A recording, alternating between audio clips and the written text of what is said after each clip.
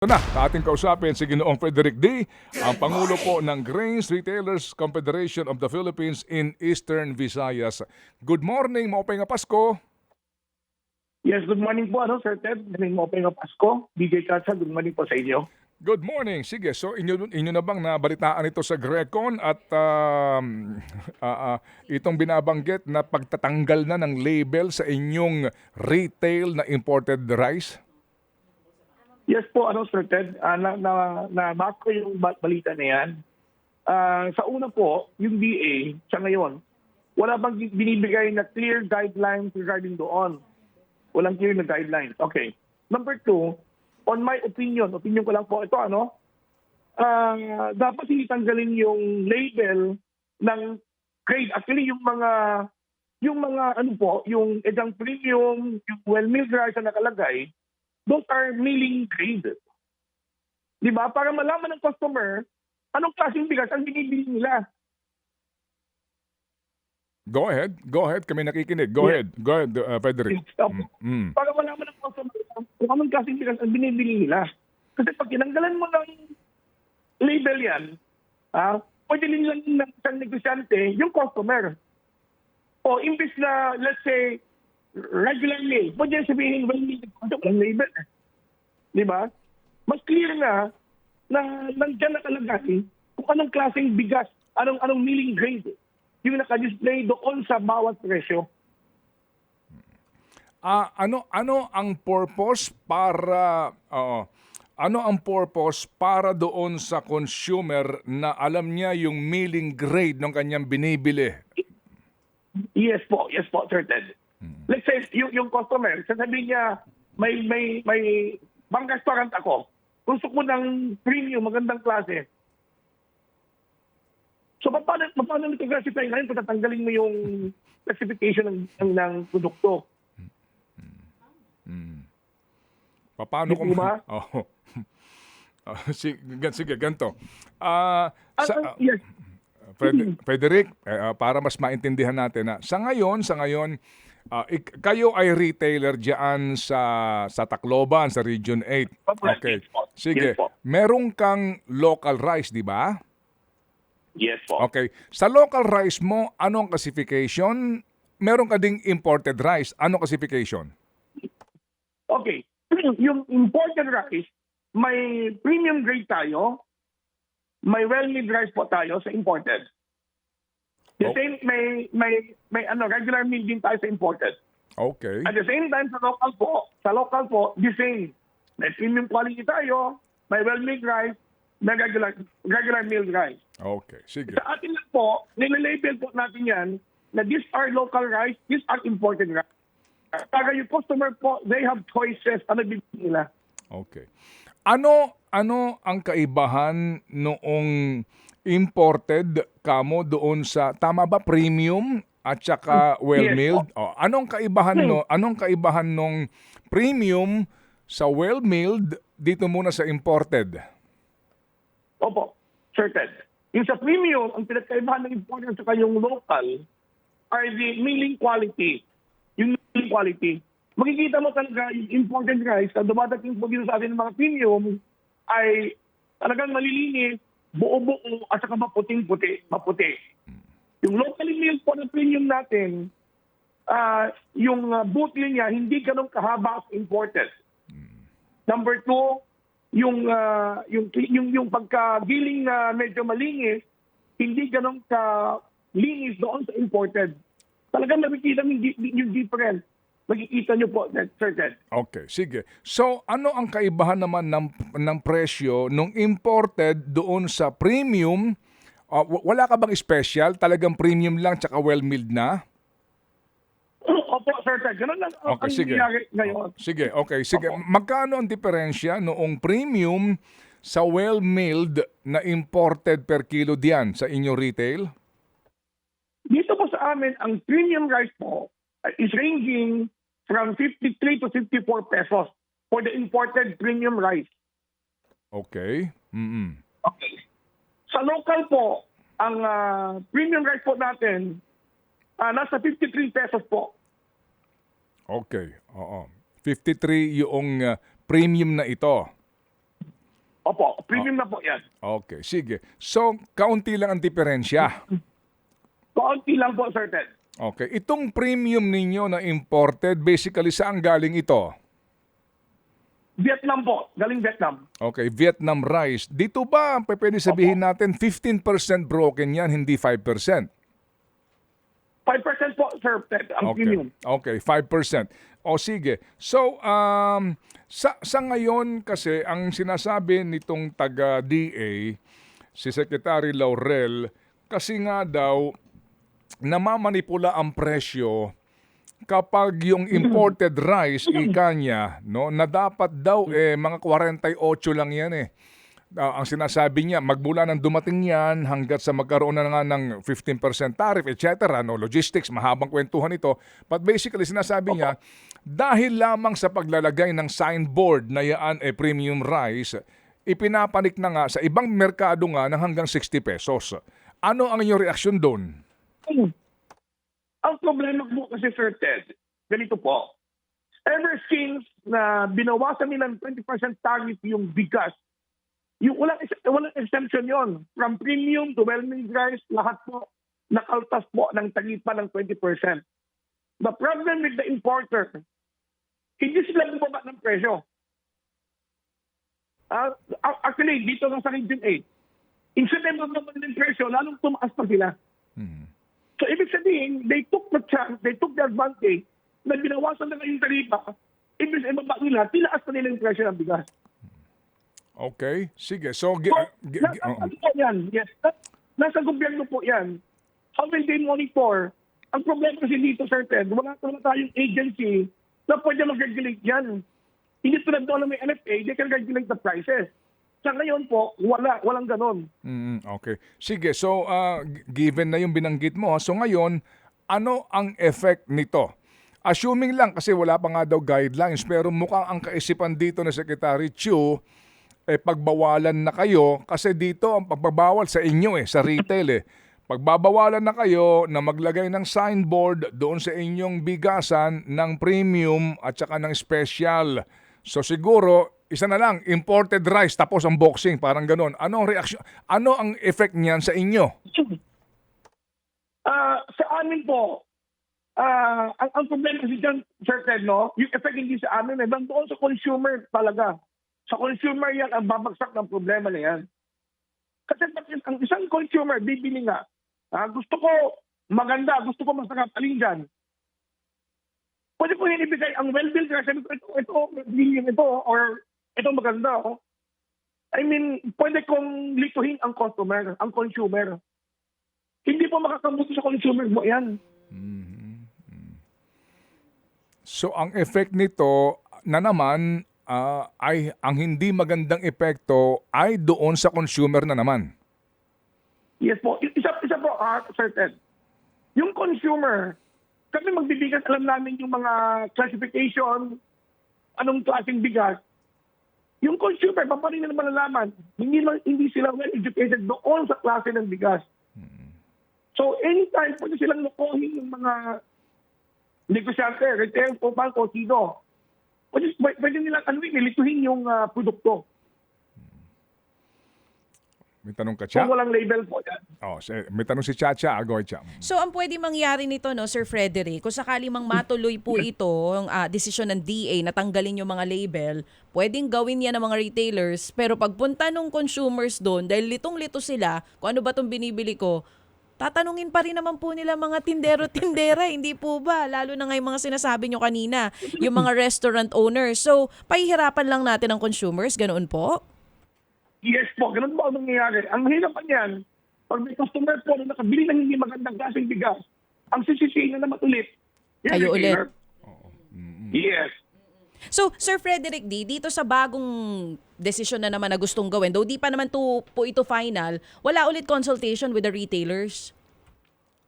So far, wala pa po. Wala.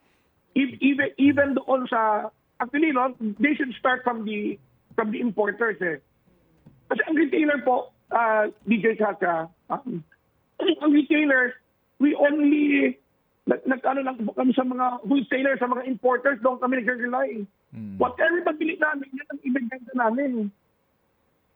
Sir Frederick, yung sinasabi ni Secretary Francisco Chulorel na dapat ang kita 6 to 8 pesos lang, dapat hindi nalalagpas doon. Pero yung iba po talagang nagagawan po ba nila ng paraan yun na ayaw man nating gamitin yung salita, makapandaya na halimbawa gagawin nilang mas mataas yung benta doon sa nakuha nila ng mas mura, or pwedeng lituhin yung consumer na imported pero local po pala yung binibenta? Yes po, ma'am. Ganito po, ma'am, no? Sa retailers kasi, yung kita ng retailer, fixed po. Fixed. Dito kami sa region namin, sa Region 8, ang patong lang po namin sa per kilo ng bigas is only 2 pesos to 3 pesos lang po. Ano So yan? kami, nagdidepende po kami doon sa puhunan na kinukuha namin from the importer. Sige, yung patong na yan, sa pareho yan, local tsaka imported, Frederick? Opo, yes, opo, certain. Okay, sige. So, kumbaga, fixed na yan kasi nga meron din kayong mga cost sa inyong retail distribution. Okay, sige. Yes So, po, yes po, so eto lang ha, para natin sarhan na itong ating panayam na ito at maintindihan nga ng ating mga kababayan. Babasahin ko ha, yung statement, Opo. official statement ni Secretary Laurel Chu. Sabi niya rito, after conducting a series of market visits, we now have reason to believe that some retailers and traders are intentionally confusing Filipino consumers with branded imports to justify the high prices of rice. So sinasabi niya, sila naniniwala na ang mga retailers at mga traders ay nananadya talagang lituhin ang consumers nang sa ganon mapagsamantalahan nila ang mataas na presyo nitong ang produktong ito. O sige, so doon na lang muna para natin maiklaro ito. Ano ang inyong masasabi dito sa aligasyon mismo ng Secretary ng DA? Alam mo kasi, certain, hindi ko lang alam kung alam ni Secretary Q, retailers only rely on the traders of importers doon sa puhunan. Let's say kung ang puhunan 100, paano may mabenta ng 90 pesos? Number one. Number two po, there are certain brands, itong sasabing brand, yung example brand A, may certain brand na pagkatarayo ang quality ng ibang brand, pero ito ang nag-stand out, parang hinahanap ng tao. So pag itong brand, nagkakawalan ng supply, inataas ng retailer, of course. The retailers are taking advantage of the of certain brands na sikat sa merkado. Pag nawawalan po ng supply or kung lumilit yung supply, tumataas mo yung presyo ng bentahan nila. Totoo po yan, may nangyayaring ganun po. Okay, so dahil ba doon nararapat itong kanilang gagawin nga? Ang dapat po, sir, siguro tanggalin, yung sinasabi ni Secretary Q, is yung brand siguro. Kasi makikita mo sa mga palengke yung signboard nila. May mga brand eh. Okay, sige. Mag-selling po kayo, may isang brand na talagang nag-stand out na hinahanap ng tao. Ayaw ko lang sabihin ito sa air. Sige. Pero yan na brand, minsan kasi pag control, walang stock or hinihinaan yung delivery. Of course, yung gagawin ng retailer, itaas yung presyo nila. Okay, sige. That's a very good point, Frederick. Medyo mas klaro na ito. Iba ang usapin ng classification sa premium, sa quality, and then sa brand name. That's a totally Opo, different issue. Nung gumawa kami dito ng isang dokumentaryo, Frederick, no, sa usapin ng rice tarification law, napagtanto namin na yung branding na yan ay kanya-kanya namang estilo. Halimbawa, jasmine rice. Diba? Dinorado. Yan. Diba? Kung ano-anong ginagamit. Kumbaga, diba yung ganong uri ng paggamit ng pangalan, branding lang naman yon basically, Frederick? Yes po. Okay, sige. So kung may branding, para lang magkaroon siya ng, kumbaga, hahanapin doon sa tindahan at saka mag-iiwan nga, kung magandang klase, jasmine rice. O para mabango yan kasi jasmine rice. Pero practically, di ba sa mga variety naman, wala namang sinasabing talagang may jasmine rice, di ba? Opo. Okay. Actually, certain ganito po. Yung jasmine rice, denorado, those are the variety of rice. Mm-mm. Variety naman po yan. Mm-mm. Mm-mm. Yung ibang plant po, nilalagyan yan, yun nga, yun, dyan ka na, ano na, how do you call it, dyan ka na, yung nami-mislead ka dyan, yung Okay. consumer. Okay. Kasi, yung totoong bigas, hindi naman jasmine, nilalagyan lang jasmine, so nagiging jasmine rice yan. Mm-mm. Yan Okay. ang problema po. Sige. So ang iyong suggestion tama ba? Ang kanilang ang kanilang bigyan ng pansin yung branding, hindi sa classification. Opo. Okay. So yun ang ating naiklaro dito. Pero ito lang din naman, Frederick, no? Dito sa mga branding na ito. Wala namang pagbabawal sa batas na mag-branding ka rin, di ba? Wala rin po. So pwede kang gumawa dyan ng cha-cha denorado rice. Mataba. Pwede po. Pwede po. Malambot.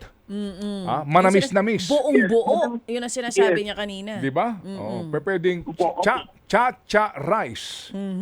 Pwede, di ba? Tama, right? Pwede po. Parang Pwede po. jasmine Pwede po. rice. Oo. Okay, kahit na yan ang imported, yan sabihin na po natin kahit na ito'y 15% broken, lagyan mo ng brand. Oo. Oo. Eh, di ba nga yung gobyerno nilagyan ng brand yung rice, Kadiwa rice? Okay. Oo. May ganun din eh. Sige, okay. May point si Sir Frederick. So, yun lang ang po pwedeng alisin, hindi yung Sige. well-milled, regular meal, dahil malilito na yung consumers. Tsaka yung kanilang binibili. At O, sabi sige. nga, sa kanila walang effect. Ang effect sa atin, tayong consumers. bibili. Oo. Sige. So Frederick, anong usapan ng Grecon dito national? Dito sa isyong ito kasi ang binabanggit nga ng iba baka at the end of the day yung consumers plus kayo ng mga retailers na naman dito ang babakbakan. Yes. Opo, actually, when it comes to Grecon sa association, the other day nag-usap po kami ni Mr. Orly Manuntad dyan sa NCR at sa kay National President si James Magbanwa, ayaw rin nilang gaano magsalita tungkol dyan dahil wala pang klarong guidelines na binibigay. Okay. Opo. Pero siguro sa akin lang naman dito, Frederick, kung mamarapati ninyo, kahit na wala pang guidelines, unahan nyo na sila ng inyong input dito. Kasi alam mo naman itong mga taong gobyernong ito, minsan kasi malayo sila sa realidad. Baka naman, parang sa tariff, di ba? Naglabas na wala talagang konsultasyon, ito na ang problema natin. Baka kung kailan naman hindi kayo kinonsulta, naglabas na sila ng guidelines, yun. Tsaka na naman tayo magkukumahog na baguhin yun. Mas maganda ngayon pa lang, magsabi na kayo kahit na wala pa silang guidelines, pero kayo, ito na ang concern ninyo. Palagay ko yun ang mas magandang gawin ninyo. Yes. I'm hoping also, Sir Ted, na sana magkaroon ng stakeholders magkipag-usap po sa DA kay Secretary Chu regarding this matter. Okay. Makipag-usap sa inyo? Paano? Yes. Yung stakeholders, yung sa bigas, importers, retailers, and everything. Basta na magkaroon ng dialogue ko with the Secretary para maayos to. Kasi itong problema sa bigas, taon-taon lang hindi nawawala. Pabago-bago lang. Tama. Okay, sige. So, kumusta naman dyan? Dyan sa Region 8, Frederick, sa supply ng local rice, kumusta ang production? So for dito po sa atin, marami po tayong supply ng bigas. Maraming imported, local rice. Meron din marami. We have a stable price ng bigas. Maganda po yan kasi, everybody can buy rice na hindi ganong kataas. Okay. Sige, ang atin lang dyan kasi nga, center kayo sa Tacloban, pero ang problema natin, yung ilang mga towns, malayo sa city proper. Yun umaabot nga ng 62 hanggang 64 ang per kilo ng bigas. Salamat na marami, Frederick, sa iyong panahon at kami muli natuto dito sa inyong panig sa napaka-importanteng isyong ito. Salamat na marami and Happy New Year. Maraming salamat din po sa inyo. Happy New Year. Apo, thank you. Yan nga po si Sir Frederick D. Ang bato ko.